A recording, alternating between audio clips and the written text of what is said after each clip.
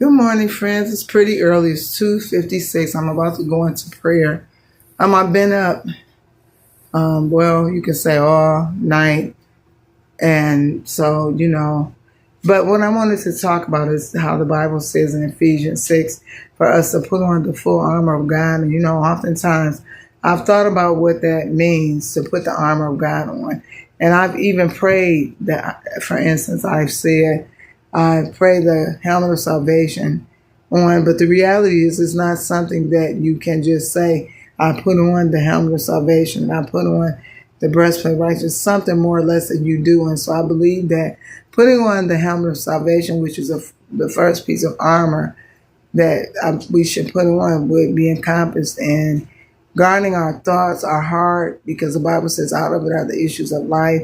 Not only guarding your heart, but watching your thoughts. There's a saying that says, watch your thoughts because your thoughts become words and your words become actions. And so it's so important to watch what we're thinking about.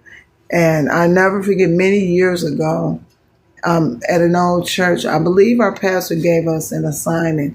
And our assignment was for us to not speak negatively for, I think it might have been a week or so long, but it was a really good assignment. And so the helmet of salvation would be, in my opinion, guarding your thoughts, watching what you're thinking, following what Philippians 4:8 says, to think on these things that are true, lovely, honest, pure, if they're of a good report, if there be any virtue, any praise, think on those things. And then the next piece of armor I would say would be the shield of faith.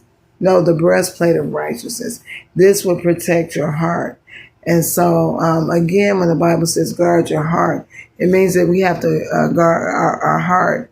Our mind is our mind. And so we have to watch what we listen to, watch who we're listening to, as well as what we're looking at and what we're hearing. And so it's important to make sure, in order for our hearts to be covered and also not connecting up with things, people or places that are contrary to God's will. And so I believe that would be the breastplate to protect your heart. It protects your vital organs. And so you would do that by what I just said. And so I'll be back and I'm going to share more about what I believe the full armor of God is. And I just ask you all who would watch this to include me in your prayers. And if you have prayer requests, please comment, like, subscribe, and list your requests, and I will pray for you. I will sincerely pray. And so everyone have a blessed morning and know that everything will work for your good.